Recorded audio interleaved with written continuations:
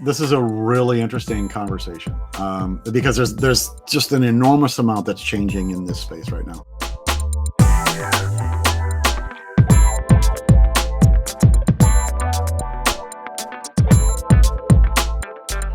Tell me who you are and what's your area of specialty? I am a technical director in the office of the CTO here at Google Cloud, and my specialty would probably have to be described as networking and edge computing.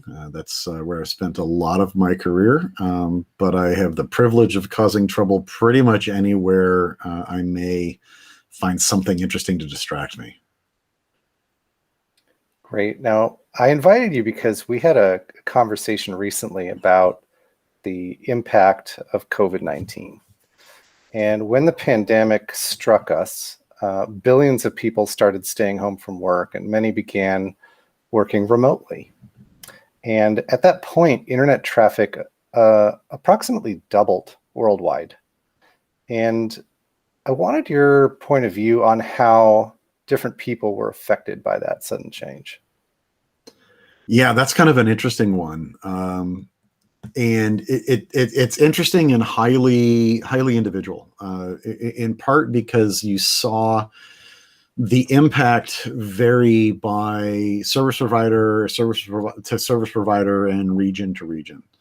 And you also had folks where the primary impact was just the level of service that they were having delivered. And what you kind of identified when you start looking into it, what you kind of identify is that there's really three main things that seem to impact it. And the challenge can be if you are the individual that's working this way, or if you're the employer of these folks, it gets really challenging to try to actually solve any or all of those three issues. The first one is the quality of the individual's internal network in the home. Some of us are better than others at running our home networks. Some of us, maybe because we think we're better than others, are probably running suboptimal designs. But you have folks that are struggling every day with either the service provider provided modems and Wi-Fi devices, or the home networks that they've deployed or haven't deployed. And their homes are highly variable and impact this. And so that's kind of the first challenge to solve, is the quality of the wired and wireless network that are in the individual's homes. The second leg of the problem is the individual's ISP. And the challenge there can be, one, that relationship is owned by the individual, and the quality of that connectivity depends on the combination of what is the employer willing to reimburse, what has the individual prioritized over time in terms of what what tier of service that they're going to go get, and what level of impact is that ISP having in that region themselves. For me, locally, I have had almost no impact. Meaning like congestion from other people being highly active where you live. Correct. Yeah. Even and if we're talking about heavy users, I've historically worked from home. Our kids have homeschooled historically, and when all of the other kids started homeschooling here in the neighborhood, we really didn't see a significant challenge. And that was from neighbor to neighbor as well. Again, because of the issues that you were seeing in the home. Coworkers of mine on the exact same ISP are absolutely getting crushed, and that is a global. It's a national ISP, so it's highly dependent on what kind of capacity that ISP has in different geographies or in different municipalities. And that's the second leg, right? And that can be a really difficult one to deal with, because ISPs, there's not a lot of choice. Right. One of the challenges that we have here in the States is there is historically this one-to-one relationship a lot of times, where cable providers have gone into municipalities and have signed exclusive deals to deliver network and internet access and cable access in those communities. And so it can be pretty frequently that you actually have one choice in terms of your ISP. Mhm. And it's changing a little bit as time goes on, and we're seeing more competition, and we're seeing some of these relationships challenged. But largely, in a lot of the U.S. in particular, you have exactly that problem. And it may not be consistent other places in the world. The third leg of that then finally actually gets on the employer, right? And you start thinking about what is that employer doing in terms of remote access to services. Is remote access even required for access to services? If they've already gone through a work transformation and they're using online collaboration and productivity tools, whether it's Zoom, whether it's Office 365, whether it's Google Workspace or Meet, in some ways you may have to go through a VPN to gain access to those services, and others you may be able to just go directly to those services themselves, depending on how far that employer has transformed and how they've chosen to implement those services. Where employers were still requiring employees to come back internal to hit mail systems or video collaboration systems, or even authenticate and then trombone that traffic right back out over the internet, you saw significant impact to the quality of service and to the performance that employees were seeing there. And so because they were never designed to anticipate that kind of a use? Yeah, I mean, the numbers are, what is it? The 97% of statistics are made up on the spot. You can look at a level of oversubscription that most enterprises were taking and had taken historically in terms of provisioning for things like corporate VPNs or web SSL web proxies or others. And you can imagine, how much of your employee base do you expect to be working home or working remotely for any moment in time? So salespeople are on the road. They're expected to be on the road. They need to gain access to certain systems. Some employees are going to be working from home on occasion. So are you talking 10, 20% of a workforce that you're actually provisioning for? This also differs really significantly by the industry that you're in. If you're in manufacturing, maybe 40% of your workforce are office workers. You're maybe provisioning for 10 to 20% of that 40%. When everybody goes home, suddenly you're seeing a 5x demand on these resources, and you will see congestion of the networking links themselves. You'll see the appliances that have been deployed significantly struggling in order to support that workload. And so you start thinking about how are you designing networks to be flexible in these kind of worlds, and where are the gaps, where are the stress points that you start to see, and you really have to start thinking about kind of all three of those when you're exploring that space. So I'm glad you mentioned design, because as Google as a service provider, right, as Google Cloud, and as a consumer service provider and as a business service provider, was significantly impacted by this gigantic surge in use, not only just for like the business side of it, but even in the consumer side, right? YouTube usage was significantly increased.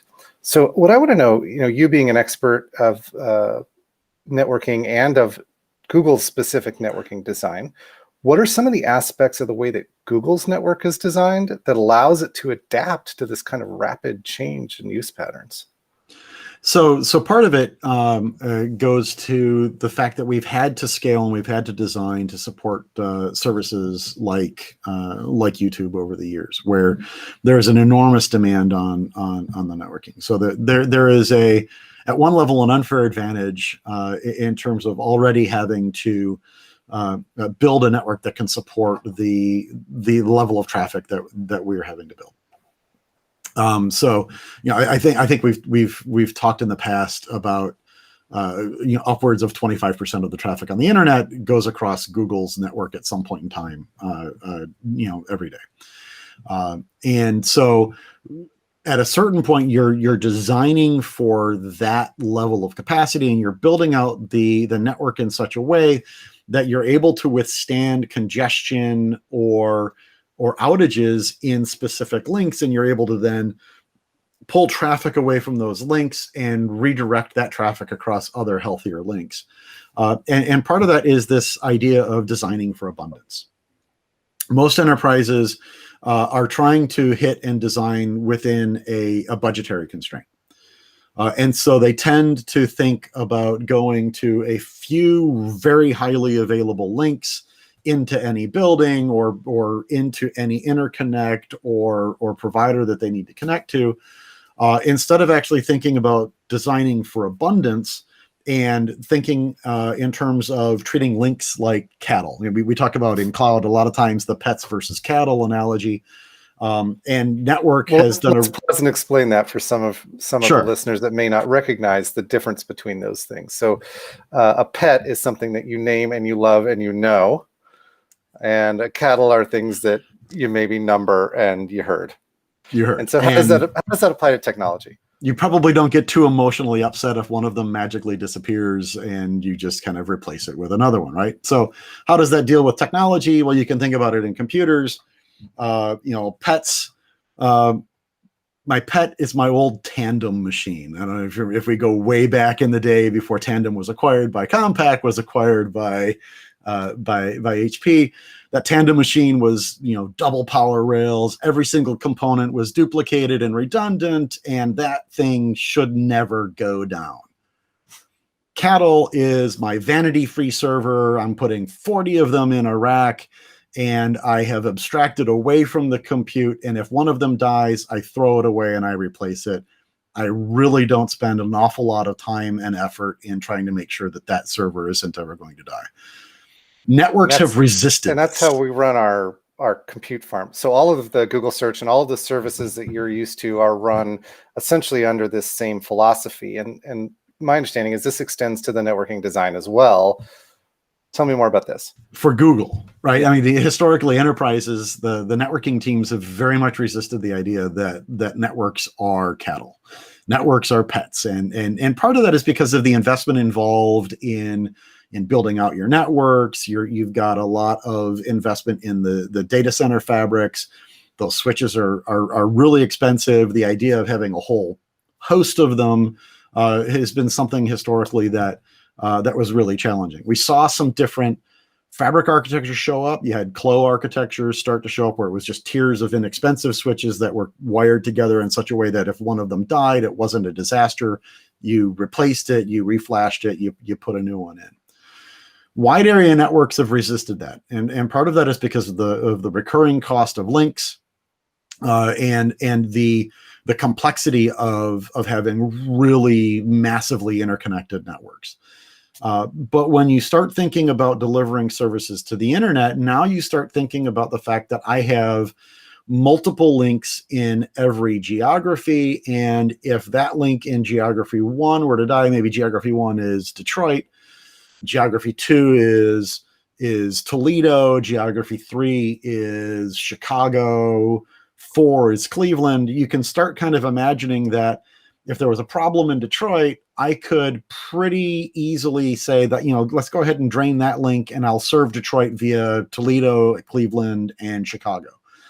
And going to that approach where now I have an abundance of connections, I have an abundance of connectivity between Google and the internet now means that I actually have the ability to shard my traffic across those links and to treat my links very differently. So I can have a different operating model, and I've got a much more resilient interface with my users across that set of links. So I don't have the single disastrous outage.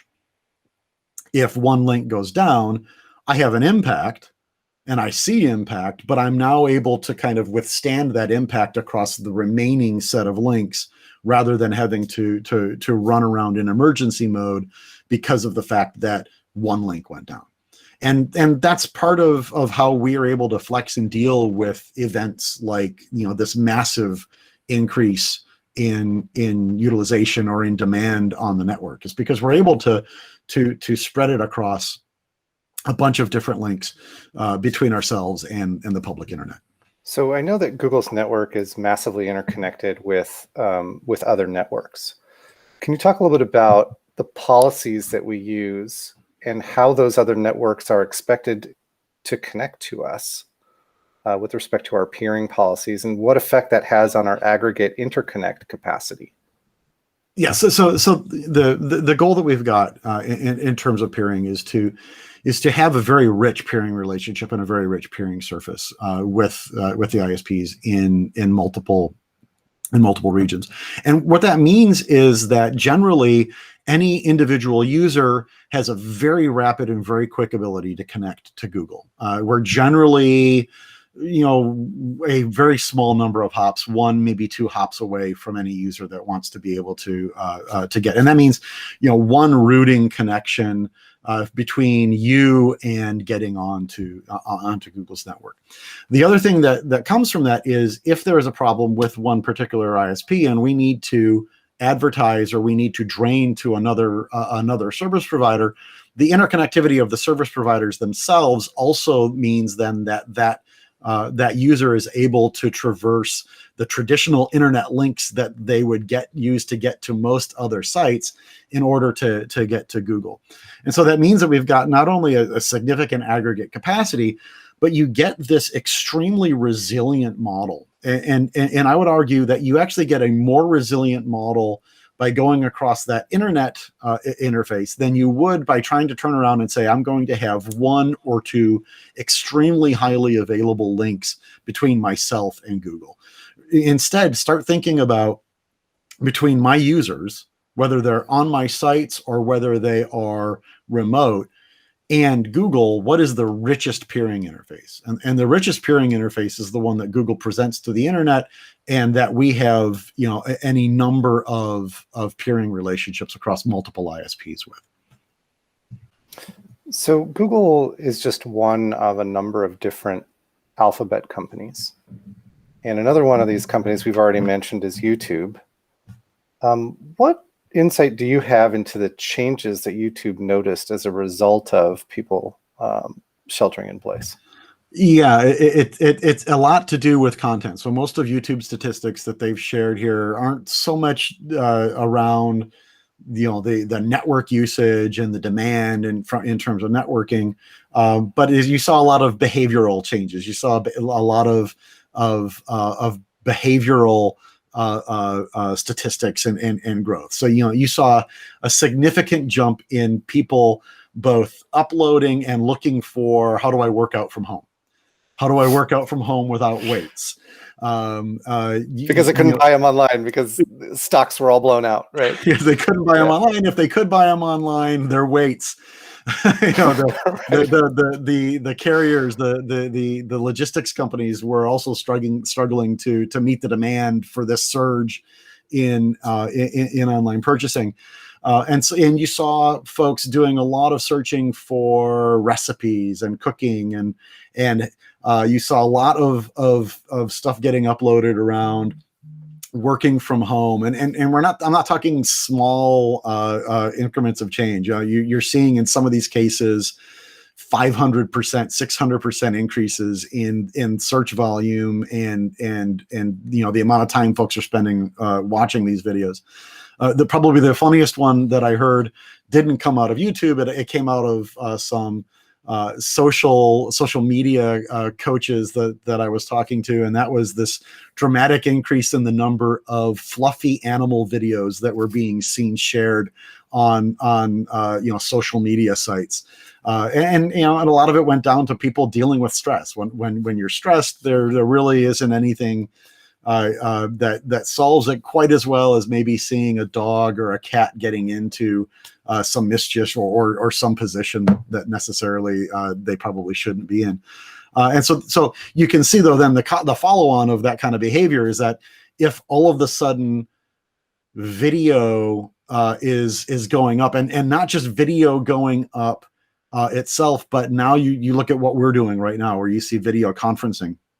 And there's been some really interesting press shared around what all of the different video conferencing and video collaboration sites and providers had to do, both in terms of network capacity, but also in terms of compute capacity, in order to be able to keep up with the demand. As we weren't just watching fluffy animal videos and home workout videos, we were also watching each other and ingesting enormous amounts of high definition video across our ISP links.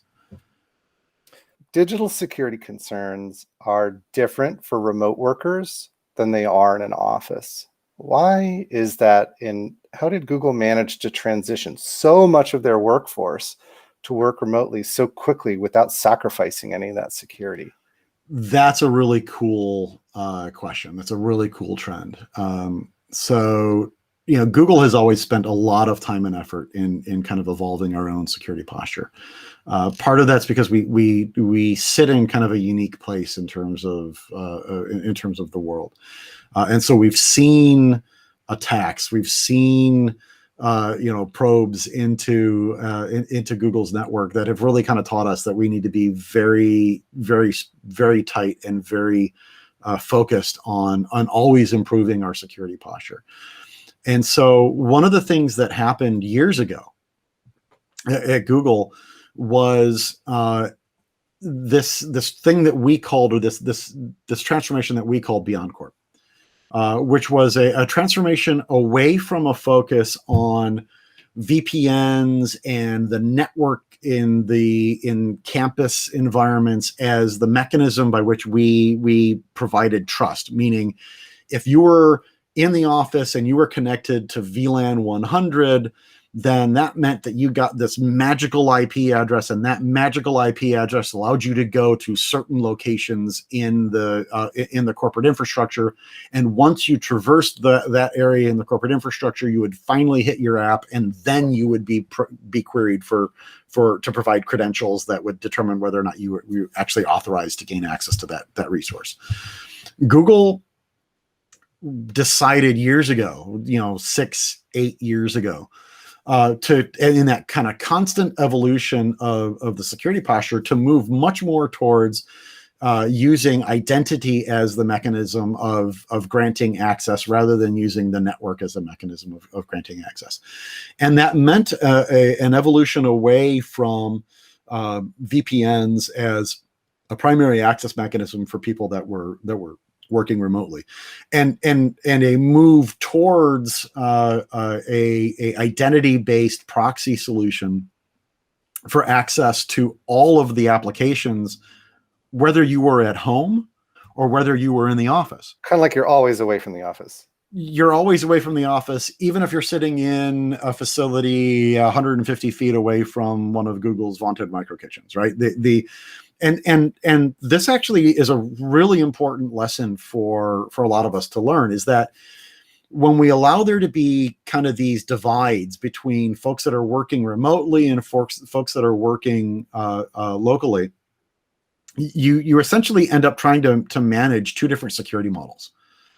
The more security models you try to manage, the more vulnerabilities you will have, because the complexity of trying to have a consistent security policy when you've got some folks on VPN, some folks are just kind of granted access based on where they are, and other folks are using proxies or other mechanisms. It gets very difficult for humans to handle that complexity and actually make sure you're securing the environment. And so you saw these changes towards this identity-based proxy solution that started happening years ago. The other, again, unfair advantage that Google had is we built our apps from the ground up to be collaborative, even when we were working in the office. And so there was just kind of this behavior that we had that we were working in the documents, we were working in the content collaboratively, even when we were in the office, so that when all of a sudden we were remote, there wasn't this complete sea change and massive disruption to the way that we were already prepared to be working. And so you had this combination of a shift away from VPNs towards identity-based solutions that everybody in the company was using, which meant that identity-based solution was already scaled to support everybody in the company. And you had collaborative approaches already that kind of came together and allowed Googlers to shift off of the corporate network and out into the internet across that very richly peered network access to the internet, and so you did not have the that disaster of links that couldn't support the traffic and VPN solutions that couldn't support the demand, gaining access to applications and systems that were sitting back inside of traditionally designed networks and trying to serve up this traffic all remotely when they were used to serving all of the traffic out over these trusted links into campus environments. Because that was the other part, right? That your traditional design for an enterprise is, we'll say relatively, because really big means something differently now that I've been working at Google, but relatively well-sized and provisioned links on a private network it's focused on private data centers.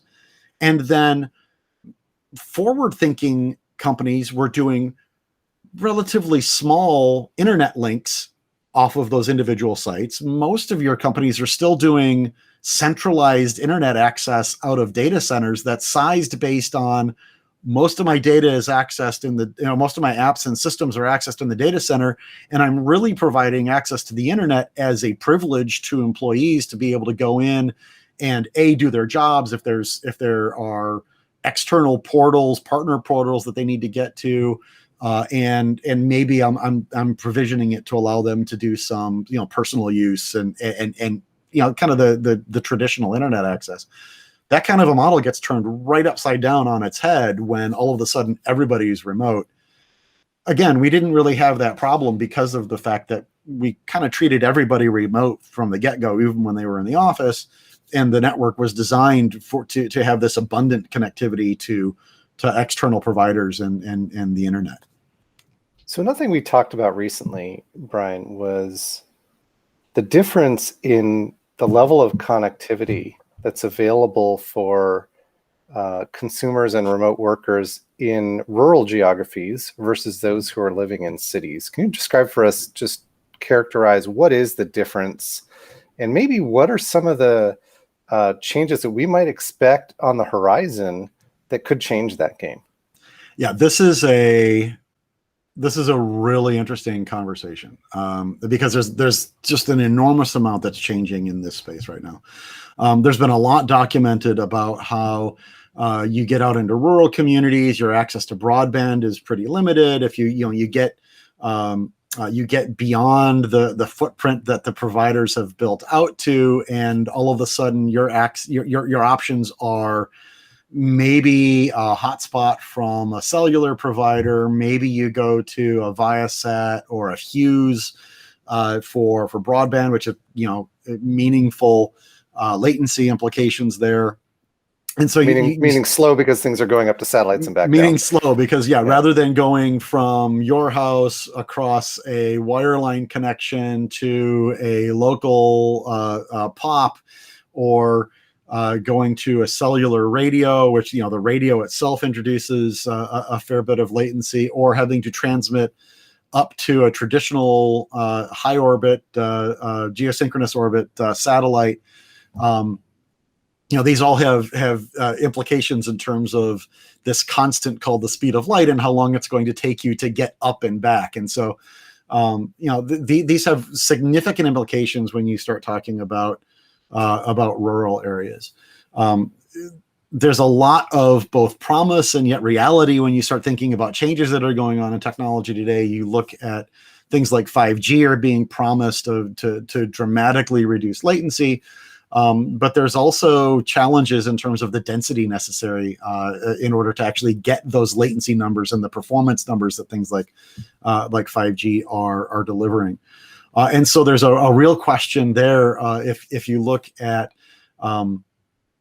the deployments, and you can start to see some folks kind of pushing back and testing the claims that some of the providers are making, at least here in the United States, around 5G. And is it real 5G? We saw the same thing happen with 4G.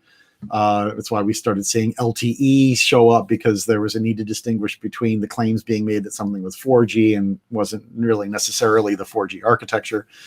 So there's a lot of promise in terms of potential cost improvements, because the stack is a lot less expensive for 5G, a lot of promise for potentials of performance improvement, but also because of the frequencies that are being used and proposed, at least here in the US, it's going to need to be really dense deployments. And I don't want to kind of share numbers here, but I mean, like, we're talking orders of magnitude higher in terms of the density that you need to have in order to reach some of the claimed latency performances. If I understand this right, you need lots of infrastructure that it's going to cost money. And if there's not a lot of people around, it doesn't make sense to spend that money in order for them to have a great experience. Correct. Using a technology like that versus what we've used more traditionally, where the radios can be a lot further away from the subscribers. And so the efficiency by which you can satisfy the needs of remote users is totally different than it is with a technology like 5G. Exactly. So, and you just summed it up really, really nicely, right? So 5G, the question is, how far out into those rural areas will we be able to deploy it?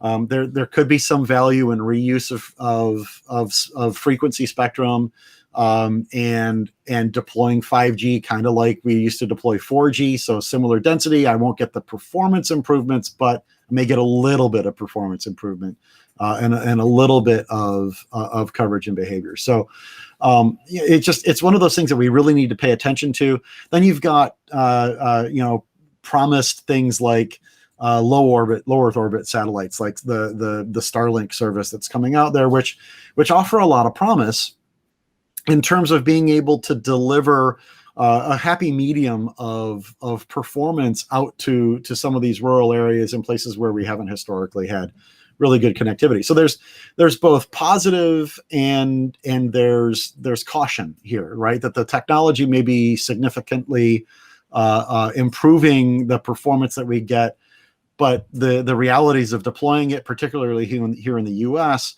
are probably going to have to soften some of our enthusiasm. And I'm sorry, I don't have great hopes that we're going to see doctors performing surgery remotely over 5G, particularly here in the US. In other parts of the world where they're using different spectrum, different areas of the spectrum for 5G, you probably will see a little bit better deployment because they won't require the density of deployment, but they're making trade-offs there as well. So it's going to be very much your mileage may vary depending on where you are geographically with some of these new technologies that are coming out. So I know that Loon is another one of the Alphabet companies that's kind of early in its life cycle, has some capability not only to provide radio communications for things like cellular connectivity, but can also do networking connectivity as well. Can you explain kind of how that technology would work and how it has been recently used? Yeah, so a great example of that, there's been some press on a deployment that Loon was able to do in Kenya, where they worked with a local mobile provider, and that mobile provider focused on delivering in the dense urban areas where they had the infrastructure and they had deployed. And then they're using Loon as kind of the extended network out into the rural locations there in Kenya where the traditional infrastructure doesn't exist. And so Loon is providing all of that cellular connectivity for users in those locations, and then is downlinking into the mobile provider's network in order to provide access. And it for those users, they don't see Loon. They see the local mobile provider, and they simply have their contractual relationship with the local provider. So Loon is kind of this unique use of these balloons in order to loft the cellular package up in the air, and then some unique use of machine learning and autonomous control in order to actually track weather patterns and steer these balloons automatically so that they're able to actually stay in station and maintain coverage over specific geographies. So when you think of a hot air balloon, right? A hot air balloon, you think of a trip where you go up and you fly around in the air balloon and then you come down in the same day. It was kind of a radical idea to think that you could launch a balloon and it could stay up for months or longer. Yes. And steering is largely based on altitude, because winds do different things at different altitudes. And so we're not talking about a hot air balloon. We're talking something closer to a weather balloon. But the ability to control the inflation of the balloon and thereby control the altitude that the balloon is floating at, and based on that, learning the weather patterns with machine learning and being able to steer just basically based on where the balloon is in altitude and which winds it's catching. So being able to kind of circulate these balloons in the atmosphere and maintain connectivity for the folks down below. It's really kind of an amazing idea. Cool. Well, thank you, Bryan, for joining us today. Loved having the conversation. Absolutely. It's been my pleasure. Look forward to doing it again sometime. Of course.